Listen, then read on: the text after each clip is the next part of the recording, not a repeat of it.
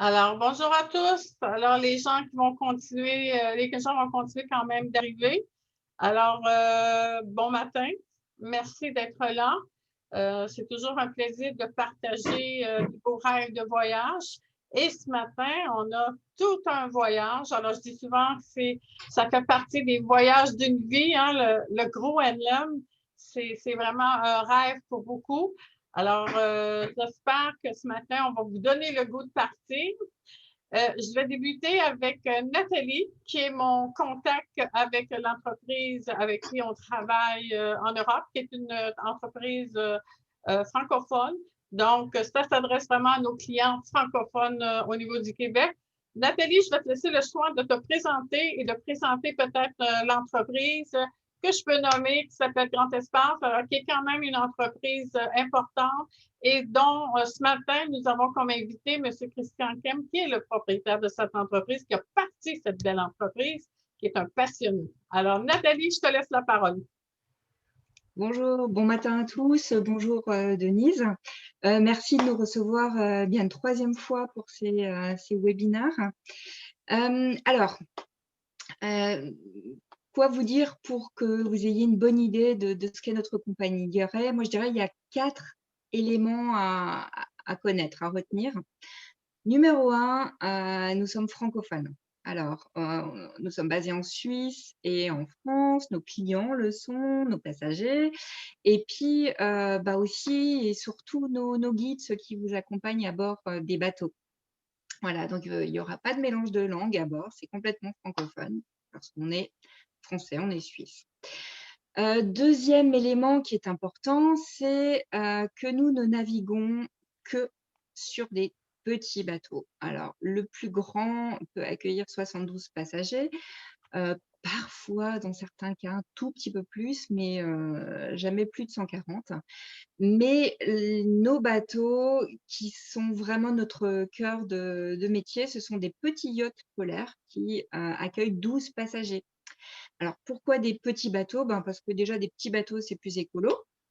Parce qu'un petit bateau, c'est beaucoup plus convivial. Parce qu'au bout de 1 ou 2 jours, vous avez une relation privilégiée avec tous les autres passagers à bord et puis aussi avec l'équipage. On devient très proche, on croise son guide dans les couloirs, on croise le chef d'expédition, en salle à manger, au bar, on peut toujours poser une question, c'est juste sympa. Un petit bateau aussi, ça va partout. Ça va beaucoup plus facilement dans des endroits qui sont plus petits, des fjords qui sont plus étroits, des endroits où les plus gros n'ont pas l'autorisation de débarquer aussi. Puis un petit bateau, ça permet d'être flexible, c'est-à-dire que, on voit, voilà, on a un élément, on sait qu'il y a la banquise qui est un peu plus proche que prévu, on n'avait pas prévu d'y aller à la base, hop, allez, on peut filer. On y va, on fait un petit peu des entorses sur le programme prévu parce qu'en fait, il y a pas vraiment de programme. On fait au mieux et notre petit bateau nous permet de le faire. Un 3e élément qui est important, c'est les croisières, mais c'est surtout de l'expédition. Alors pour ceux d'entre vous qui ont déjà fait des croisières, les croisières, c'est fantastique. C'est un magnifique moyen de voyager. Mais souvent, pour des compagnies de croisière, ce qui est important, c'est d'avoir le plus beau bateau, le plus grand, celui qui a le plus d'animation, et cetera. Chez nous, c'est différent. Nos bateaux, ils sont chouettes, sont confortables, vous allez bien dormir, ils sont beaux. Mais ce qui prime avant tout, c'est le terrain. C'est d'y aller, c'est pourquoi pas de débarquer sur la banquise si les conditions sont optimales. C'est vraiment de vivre l'expérience de terrain, c'est d'aller à la rencontre des ours, des morses, des baleines. Et puis, ça, je crois que vous l'aurez compris, au cours des dernières présentations ici, on est surtout une entreprise qui est composée de passionnés. Alors c'est, 15 passionnés au bureau, parce que ça, c'est l'équipe qui prépare vos voyages, qui vous répond, on est une équipe de guides et tout ça, c'est des personnes qui ont des étoiles dans les yeux dès qu'ils parlent de nos expéditions, qui ont des larmes dans les yeux en ce moment en apprenant que, une 2e année de suite, on ne va pas pouvoir aller sur le terrain et et puis, le plus passionné de tous, c'est justement la personne qui a créé cette compagnie qui s'appelle, Christian Kempf, qui est, un grand monsieur, qui est un explorateur, qui est un scientifique, un universitaire. Et tout ça, ça l'a amené à aller sur le terrain. Et au bout de quelques années, à fonder Grands Espaces pour faire partager sa passion, en fait, des grands espaces, de l'Arctique, de l'Antarctique, de la faune. Aujourd'hui, eh bien, il est toujours à la tête de la société et puis c'est lui, qui continue à emmener, avec son équipe, eh bien, des passagers et puis, nous tous sur le terrain. Voilà, donc je ne vais pas vous en dire plus parce que, voilà, c'est lui qui va vous en dire plus, qui va vous présenter, le Groenland aujourd'hui et puis, sa société aussi. Voilà. Merci Merci Denis. pour ces mots. Merci pour ces mots et surtout bonjour tout le monde, bon matin. Et je vais vous parler du Groenland, mais surtout d'un voyage qu'on va faire, d'un voyage un peu unique par sa situation. On va en parler de suite, mais aussi parce que dans l'année, on ne peut y aller que 40 jours par an. Voilà quand même un endroit où il y a des montagnes qui sont à 2 3 000, 3 500 mètres d'altitude et où en même temps, il y a de la glace de mer 11 mois sur 12. On peut y aller un mois. Le créneau, comme on dit, est extrêmement faible, mais au bout, il y a le paysage qui, à mon sens, et croyez-en ma longue expérience polaire, c'est en 1973 que je suis allé pour la première fois dans le Grand Nord, donc ça fait il y a bientôt 50 ans. Pour moi, c'est le plus bel endroit de l'Arctique. Certains disent, et je pense aux Français, Paul-Émile Victor, qui a créé les expéditions polaires françaises en Antarctique, en Arctique, elle dit c'est le plus bel endroit du monde. Alors, ce dont je vais vous parler, c'est de ce voyage qu'on risque de faire ensemble, mais on va y aller un peu comme avec un entonnoir, c'est-à-dire on va aller du général au particulier pour vous amener, je dirais, par la main vers cet endroit extraordinaire. Et le général, évidemment, ce sont les régions polaires. Il faut être déjà passionné comme vous l'êtes, sinon vous ne seriez pas là un matin comme ça, par les régions polaires. Ce sont des voyages qui coûtent cher également, mais surtout, il faut être plus intéressé en plein été ou au mois de septembre de se dire « Oh, je vais aller voir des icebergs, des baleines et des ours ». En général, quand on vous dit ça, on vous dit « Mais vous n'êtes pas tout à fait bien. L'hiver est suffisamment long ici, chez nous, au Canada ou ailleurs. Vous n'allez pas aller là-haut dans le froid, quoi. Il vaut mieux aller au Costa Rica, en Amazonie, aux Caraïbes, en Afrique, que sais-je. » Bon. Mais pour les gens intéressés, vous avez l'Antarctique, vous avez l'Arctique. L'Antarctique est à 2800 mètres d'altitude. C'est la plus grande masse de glace du monde. Dans le nord, vous avez l'Arctique. Le pôle nord, lui, est à 4200 mètres de profondeur. Il n'est pas en altitude. L'Arctique est une mer qui est entourée par des terres qui appartiennent à 5 pays, dont le Groenland. Et le Groenland fait 2 millions, environ un petit peu plus de 2 millions de kilomètres carrés. Il est couvert à 83% de glace. Autant vous dire que sur l'Arctique et dans le monde, déjà, dès qu'on parle de Groenland, on parle de glace. Je sais très bien qu'il y a 56 000 habitants au Groenland. Je sais très bien que Groenland vient du viking Éric le Rouge, qui parlait de terre verte, Greenland, Groenland, en vieux norrois. Mais le Groenland, c'est avant tout de la glace. Alors, dans le contexte des régions polaires arctiques, vous avez l'océan Arctique et les régions polaires. Alors, c'est quoi l'Arctique? Je ne rentre pas dans une discussion. Pour certains, c'est l'endroit où il y a de la banquise sur cette mer. Pour d'autres, c'est le cercle polaire arctique, marqué ici en bleu. Pour d'autres, c'est l'endroit où il y a du pergélisol, le sol gelé en permanence. Allez, on va le faire simple, permettez l'expression, c'est au nord, c'est autour du pôle Nord. Voilà. Et là, vous voyez déjà cet énorme pays jaune qui longtemps était rouge, c'est l'Union soviétique, actuellement la Russie. Et vous voyez également l'Alaska. L'Alaska, certains d'entre vous le savent peut-être, et même un petit peu le Nord canadien quand on parle des territoires du Nord-Ouest, et même un peu du Nunavut, qui n'est pas canadien, je sais bien, mais bon. Vous avez le Arctic Slope, la pente arctique. L'Arctique, où il y a des hommes, où il y a l'un des 38 peuples autochtones qui existent dans l'Arctique. Il n'y a pas que les Esquimaux ou les Inuits, hein. Il y a les Nénètes, les Etelmen, les Tungus, etc. Bon, voilà. L'Arctique est avant tout fait de grandes plaines qui se jettent lentement en mer.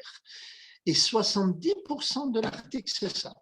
C'est-à-dire toute la côte nord-sibérienne Le nord de l'Alaska, je ne parle pas des montagnes, évidemment, de l'Alaska, des rocheuses qui se jettent en mer, je ne parle pas de la chaîne de Brooks, mais du nord de l'Alaska et des îles de ce qu'on appelle, enfin, de ce qui sont les territoires du nord-ouest, de ce qu'on appelle le nord-ouest canadien, l'île de Victoria, l'île de Banks, l'île de Bathurst, etc. Donc, finalement, qu'est-ce qui reste? Il reste le Groenland, il reste le Spitzberg ou Svalbard, et il y a quelques îles du Nord et qui, eux, sont sur un arc de montagne. Il y a la grande dorsale médio-atlantique qui vient de l'Antarctique pratiquement, et puis qui passe par l'Islande, qui en fait de l'Islande une terre de feu et de glace d'ailleurs, et qui vient ici, et vous avez deux plaques qui au sud se séparent et ici se cognent.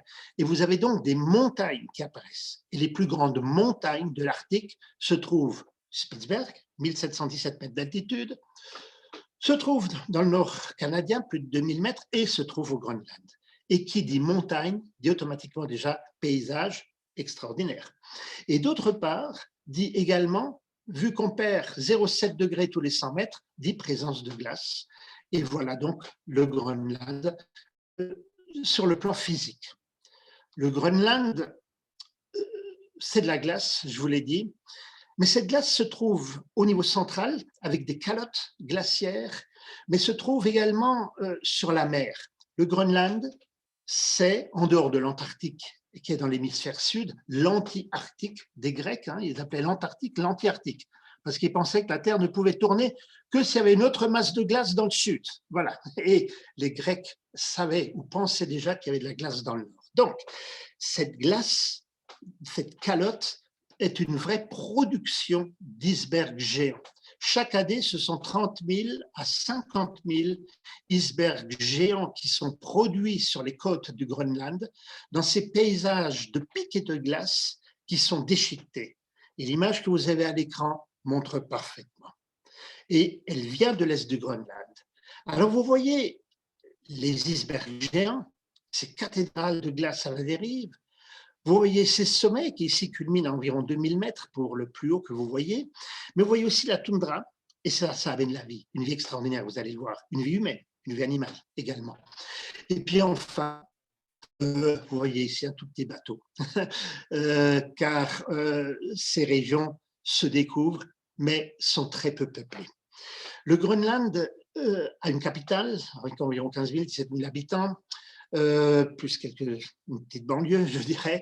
Mais au total, le Groenland, c'est 56 000 habitants et qui sont sur la rive ouest principalement.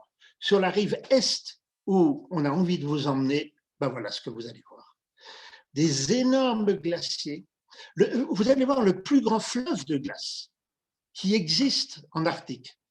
Un fleuve de 360 km de glace sur environ une centaine de kilomètres de longueur. Je ne vous donne pas les noms. Ils sont semi-danois, semi-groenlandais, enfin Zakarian, Jogurtsalf, etc. Peu importe les noms. Il faut s'émouvoir, il faut regarder. Et les images le montrent déjà. Et ces noms, si je puis dire, ces fleuves de glace donnent ensuite des icebergs absolument gigantesques.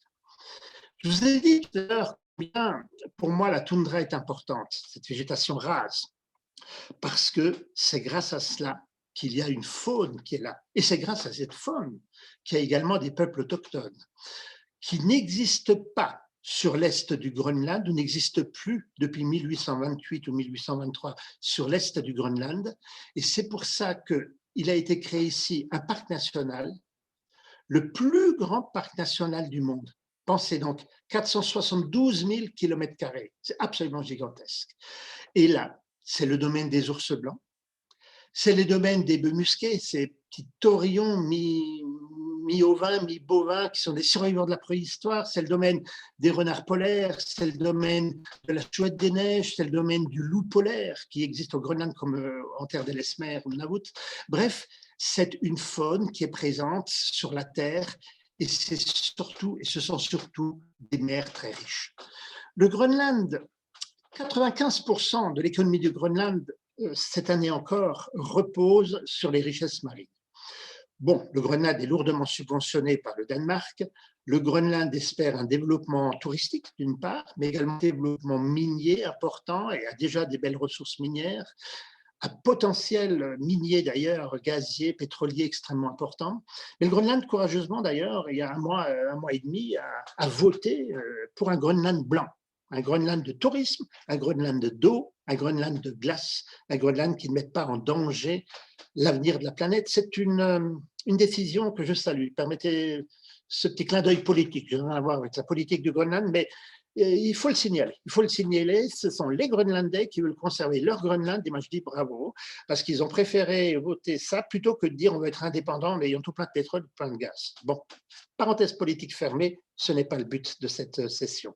Mais la mer est très riche. Et donc, 95%, comme je vous l'ai dit, de la mer et des mers du Groenland, la mer fournit 95% des revenus de l'économie du Groenland. Et puis, évidemment, grâce à cette mer très riche en saumon, en anchois, en flétan, en crevettes, la crevette du Groenland, ma foi, on a aussi toute la faune marine. Les phoques, ils sont des millions. Le morse, hélas, encore trop chassé. Et puis le narwal, et qui est la spécialité, je dirais, du nord-est du Groenland ou du nord-ouest du Groenland, puisque ce cétacé, cette baleine très rare, ne se trouve que dans ces eaux. Et voilà le spectacle que l'on a dans ce Groenland, des icebergs géants où la taille d'un bateau est petite, dans un pays couvert à 83% de glace, peuplé de 56 000 personnes seulement, et où il y a un endroit où l'on peut pratiquement jamais aller, si ce n'est en tout petit bateau, c'est l'est du Groenland. La calotte que vous voyez, les images de l'est du Groenland, le nord-ouest du Groenland. Mais quelles sont donc les grandes régions du Groenland? Faut-il aller au sud, à l'est ou à l'ouest? Évidemment, avec 2 millions de kilomètres carrés, un pays peut se permettre le luxe d'avoir des régions très différentes. Et le Groenland a environ 1600 km de longueur, 1100, 1300, ça dépend des endroits, kilomètres de largeur. La calotte culmine à près de 3000 mètres, les plus hauts sommets à 3700 mètres environ. Et donc, la côte ouest, il y a un dernier bras du courant chaud du Golfe, qui vient lécher la côte ouest du Groenland. Et à l'est, en revanche, c'est tout à fait différent. Je vais vous montrer cette image du Groenland. Vous avez à l'ouest, venant des Caraïbes, baignant toute l'Europe, enveloppant l'Islande, et vous avez un bras qui monte ici jusqu'à Ilulissat, la ville des glaces. La tour Eiffel, dirions-nous en tant que Français, des icebergs. Mais les icebergs se trouvent absolument partout. Et en été, on peut aller jusqu'au nord de Tulé. Cette baie de Baffin se dégage en général au mois, entre avril et juin. Et c'est pour ça, vous le voyez tout de suite, que c'est là que se trouvent les habitants et les villes. Les grandes villes, Upernavik, ou alors Tulé Airbase maintenant, ou Qaanaaq, qu'on dit Ranach en groenlandais, et qui se trouve tout au nord. Et puis, regardez à l'est, il n'y a rien. Il y a des choses un petit peu imprononçables. Tasiilaq, Ittoqqortoormiit, Daneborg, vous oubliez. Je vais vous dévoiler un secret militaire. C'est un lieu où il y a 24 militaires et à côté de ça, il y a une station scientifique. On n'est pas censé dire qu'il y a 24 militaires. Voilà. C'est un secret militaire sur le nombre d'engagés par l'armée danoise. Ce sont l'équivalent de chasseurs alpins ou de militaires de haute montagne, mais comme il y en a au Canada, comme il y en a au Nunavut, qui sont spécialisés sur les régions polaires et pauvres. Voilà. Donc, Daneborg, c'est marqué, mais vous oubliez.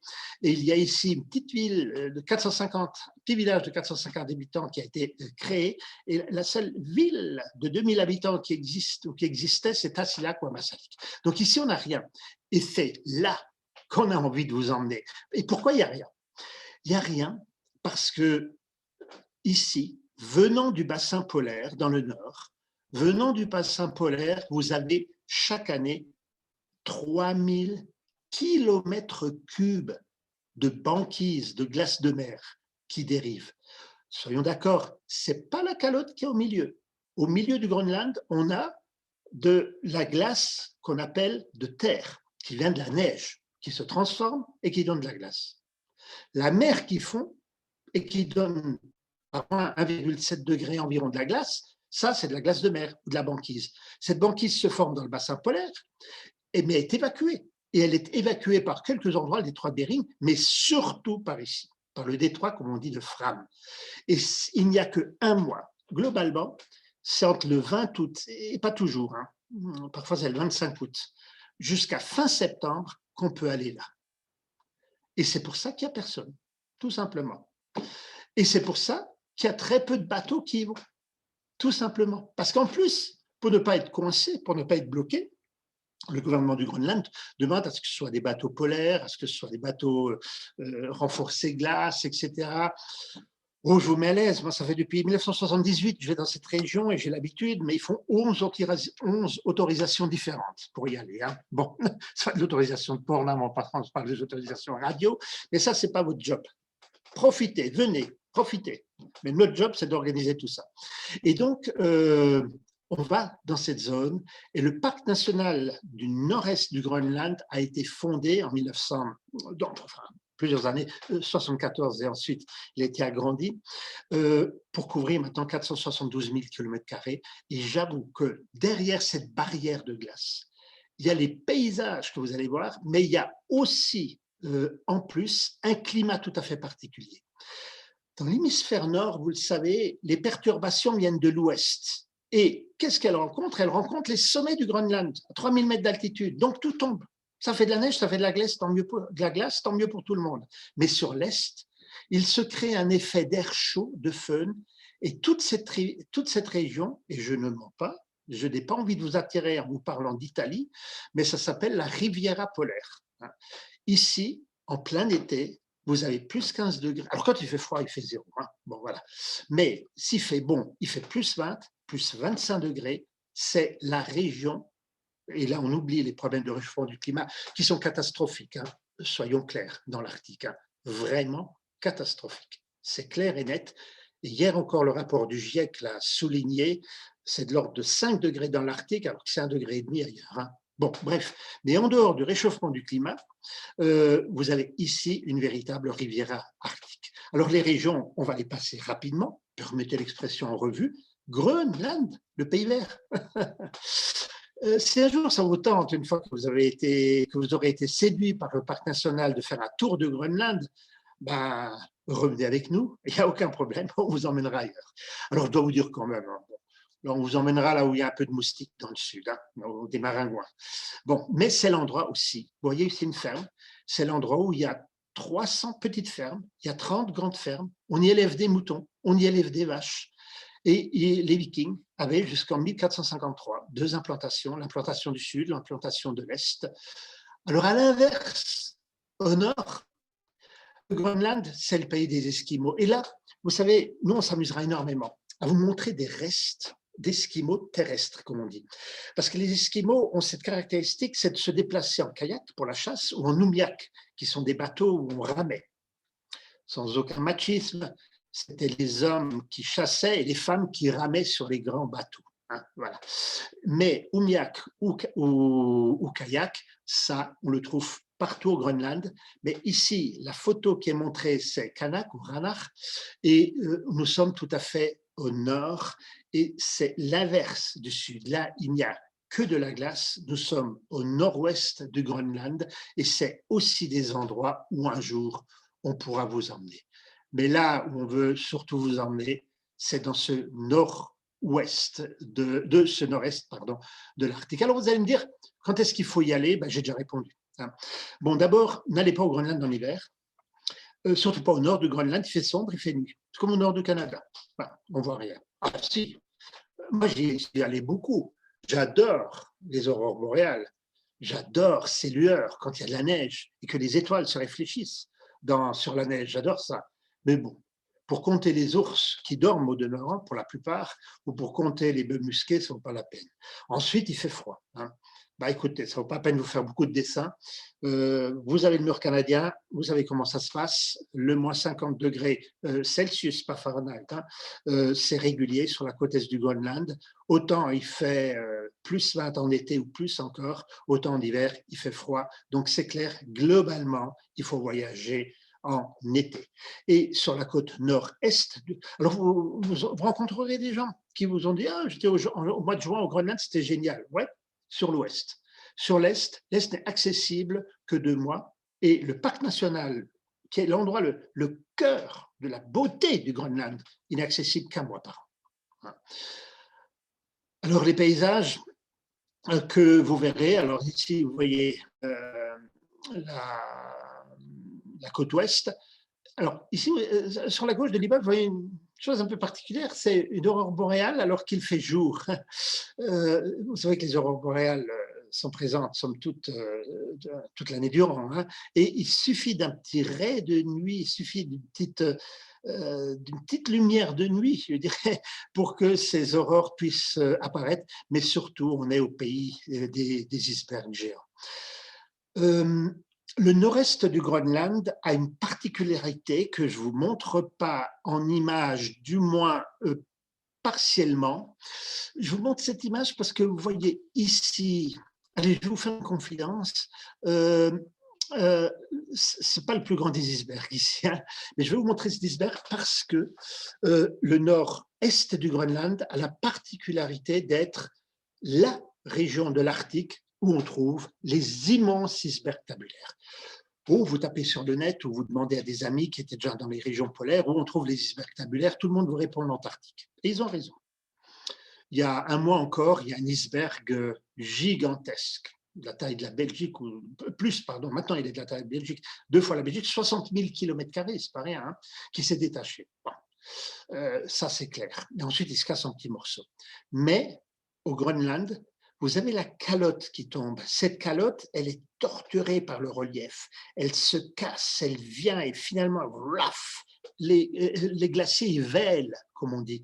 Ils donnent, la glace se jette dans la mer, en donnant d'ailleurs des grands raz de marée, c'est spectaculaire. Et ça donne des icebergs. Mais il y a d'autres endroits où la glace arrive sur des centaines, sur des dizaines en tout cas, de kilomètres de front en mer, tout tranquillement. Et là, elle se détache et ça donne des icebergs qui, pour certains, ont 5, 10 km de longueur. Ensuite, ils se cassent aussi. Les plus gros icebergs ont une durée de vie de 10 ans, pas plus. 3-4 ans pour les gros icebergs en général. Hein.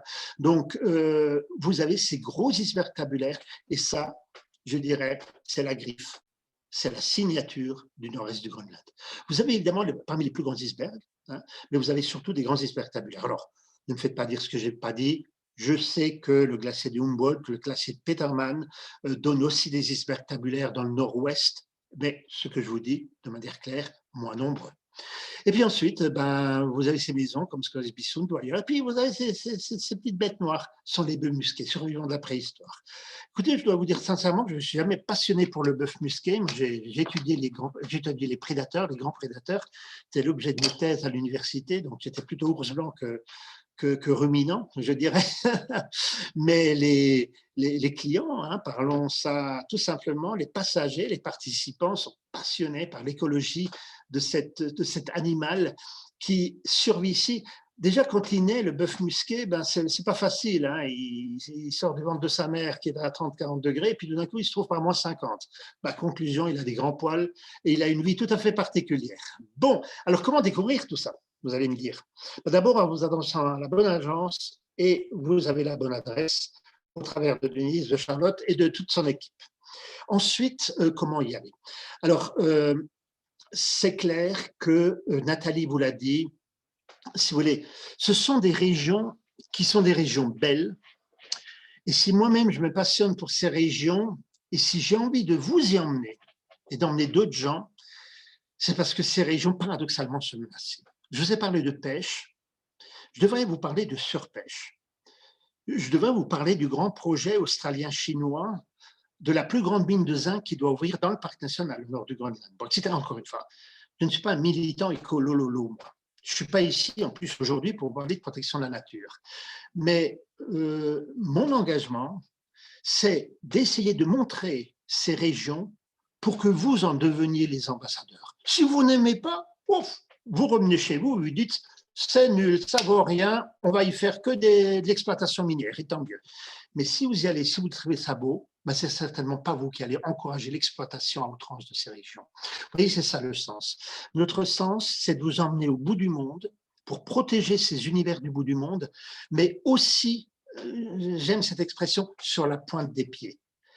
En clair, inutile de vous faire, et ça, Denise et d'autres pourront le faire beaucoup mieux que moi, tout ce qu'il faut dire sur les bateaux, complètement compensé, avec du fuel léger, avec zéro rejet, zéro de chez zéro, hein, rejet, etc., etc. Je dirais, c'est le b.a.-ba. Hein. Sinon, on n'irait pas avec de tels bateaux.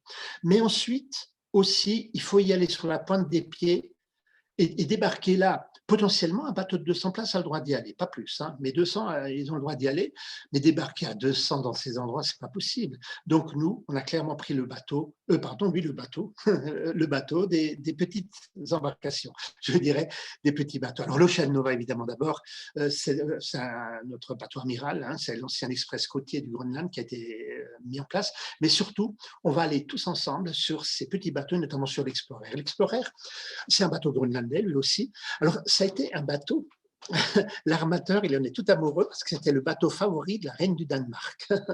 Et c'est le bateau qui est un bateau qui a été comment dirais-je, un poseur de bouées et un sondeur de fjord au Groenland. Donc, c'est un bateau qui tient bien la mer. Hein, c'est pas un bateau énorme, 46 mètres de longueur, mais 46 mètres pour 12 passagers, c'est génial. C'est un bateau qui a, par rapport aux autres bateaux, je dirais, de 12 places, ce qu'on appelle dans notre jargon les yachts polaires, ben il a un ratio de mètres carrés par nombre de passagers très élevé.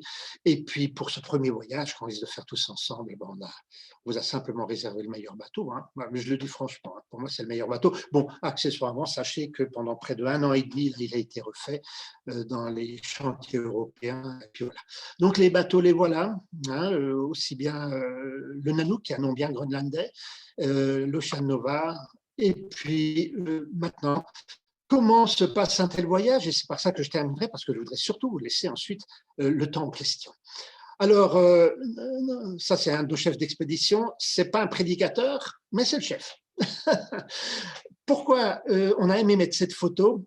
C'est pour sourire entre nous, parce que vous savez, quand on est dans ces régions, on est tous égaux. Mais il y a une différence, c'est que ces régions, c'est la haute montagne, c'est la haute mer, c'est loin de tout, et il y a des ours, où il y a un ours sur 4 qui veut vous manger, qui aime manger l'homme. Donc, ce sont des régions dangereuses. Donc, il faut être clair. Et c'est pour ça que les guides ont un training, ils ont une formation absolument spéciale. Ce sont des guides conférenciers polaires et ils sont formés à cela et c'est ainsi qu'ils fonctionnent.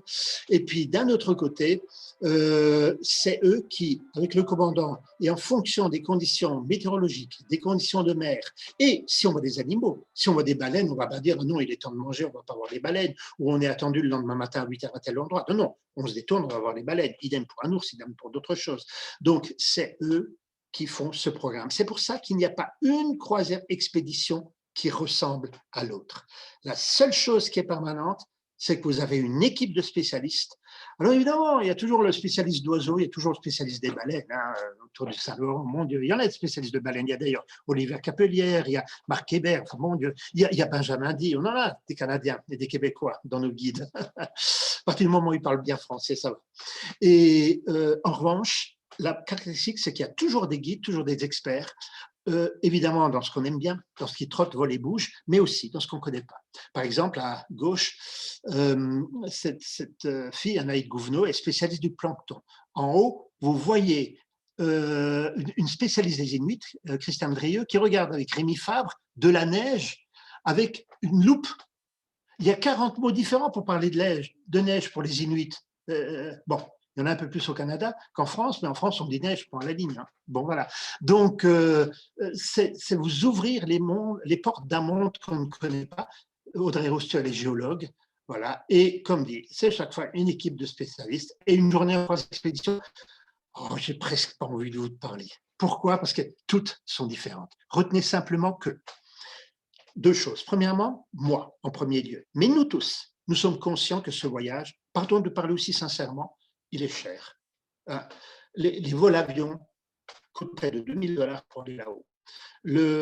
Affréter un del bateau, c'est cher, etc. Et on veut que vous en ayez pour votre argent. Les jours, il faut qu'ils soient utilisés à 100%. Et si le jour il dure jusqu'à 22 heures, on est dehors jusqu'à 22 heures. Ensuite, si vous voulez vous reposer, vous reposez. Mais ça va faire cher la nuit de sommeil. Mais simplement pour dire, ça c'est la première chose. Et la deuxième chose, c'est qu'on veut véritablement vous montrer, vous faire participer. C'est une histoire d'exploration. C'est pour ça qu'on a les Zodiacs à bord. C'est pour ça qu'on est capable, vous le voyez, de nous voyer dans la banquise, de débarquer sur la banquise, d'approcher les ours. On est formé à cela, c'est notre métier. Et on a envie que vous reveniez, évidemment convaincus que ces régions sont belles, mais surtout, et donc ambassadeurs de ces belles régions, mais surtout que vous reveniez en disant, ouais, je crois que l'exploration, ça existe encore. Bon, on mange bien quand même. On ne fait pas des milliers de kilomètres, mais on apprend beaucoup. Et c'est sur cette photo de fin qui vous montre ce ciel bleu qui, j'espère sincèrement, nous accompagnera. Oh, ce sera en Islande ou Spitzberg, vous ne direz pas le ciel bleu. Spitzberg, il fait beau un jour sur 3, moyen un jour sur 3 et mauvais un jour sur 3. Là où on va, en général, 50% du temps, on a du ciel bleu. Mais je sais que ce n'est pas pour le ciel bleu que vous venez, c'est au contraire pour voir du blizzard, pour voir des ours, des bœufs musqués. Alors, je vous dis simplement, rendez-vous là-haut. À très bientôt.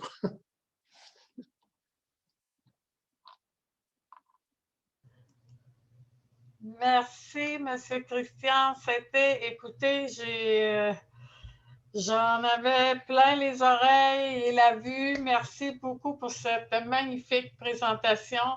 Vraiment, vous m'avez, en tout cas moi personnellement, vous m'avez donné le goût. J'espère que les participants ont le goût aussi de partir. Alors, avec Antespace, on a bloqué un départ privé pour 12 personnes. C'est le petit bateau sur l'Explorer, si le cœur vous en dit. J'ai mis le lien sur la présentation. Et vous avez le détail du programme, vous avez tout, c'est un 12 jours. On n'a pas encore les vols précis, mais avec les vols jusque vers la Norvège, plus un vol direction l'Islande, juste le vol devrait jouer autour de 2 000 $ parce qu'on parle quand même du Canada. Et je vais vous revenir en août, fin août, début septembre pour le tarif exact. Mais la portion terrestre, vous avez déjà les prix sur la portion terrestre. C'est seulement 12 personnes. C'est le genre de bateau aussi qui peut s'adresser à un groupe d'exploreurs, d'amis, de photographes, de tout ce que vous voulez qui veulent s'organiser. C'est des bateaux de 12 seulement personnes.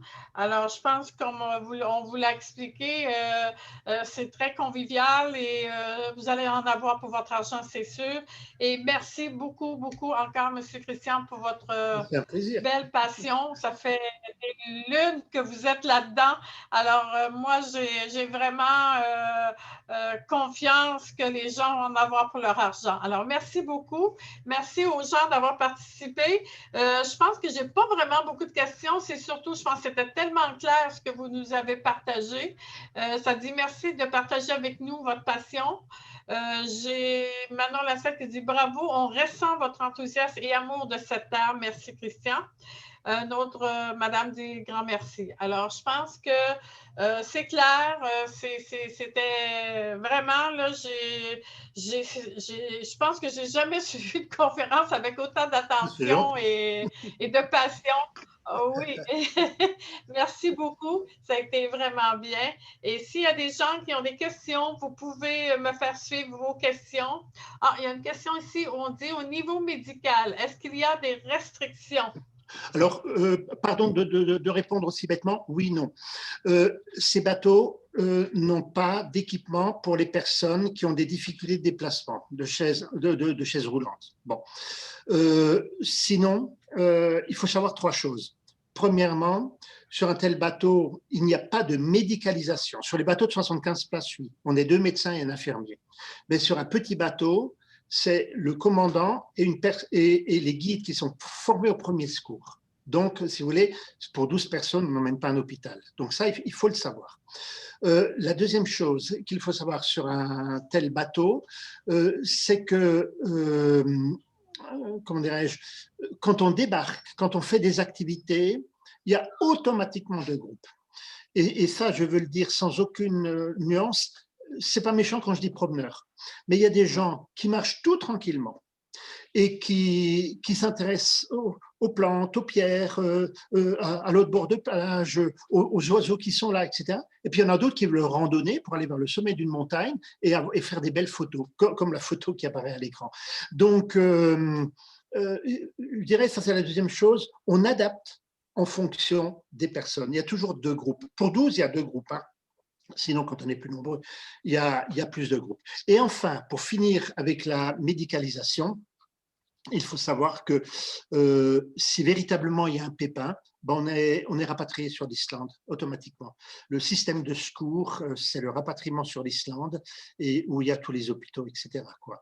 Bon, heureusement, ça ne nous est jamais arrivé. Bon, malheureusement, moi, depuis, j'ai mené 19 expéditions polaires et puis 200 ou 300, je n'ai pas calculé, croisière expédition, on a déjà eu des rapatriements. Hein. Mais il n'y a pas... Il y a une antenne médicale à Itokortomit, mais sinon, il n'y a rien. Et c'est pour ça que le commandant et personnel est formé au premier secours, et s'il y a quelque chose de sérieux, on est rapatrié sur l'Islande. Merci. Alors, s'il n'y a pas d'autres questions, on va terminer là-dessus. Merci beaucoup. Allez sur notre site, je vous l'ai mis, je vous le remets tout à l'heure. Voilà. Alors, sur notre site web, vous avez le programme qu'on vous propose pour en plein dans les dates idéales. Hein? C'est les dates idéales. C'est le départ du 31 août au 11 septembre. Alors, merci à tous d'être là. Merci, M. Christian. Merci, Nathalie, d'avoir participé avec nous. Suivez-nous sur Facebook. On va vous partager encore des belles photos sur le Groenland. On va vous nourrir de belles images pour vous donner le goût. Et n'hésitez pas à communiquer avec moi ou Charlotte si vous avez des questions au sujet de cette croisière. Alors, merci. Bonne Saint-Jean. Pour les Québécois, c'est la fête nationale ce soir. Alors, les gens vont fêter en grand parce que le déconfinement est quand même pas à grand déploiement, mais je pense que les familles vont se réunir ce soir pour enfin fêter en famille. Alors, et je pense qu'aussi en Europe, là, le déconfinement, ça va bien, donc on peut se réunir en famille. C'est donc bon de se réunir en famille et ça fait du bien. Alors, merci à tous.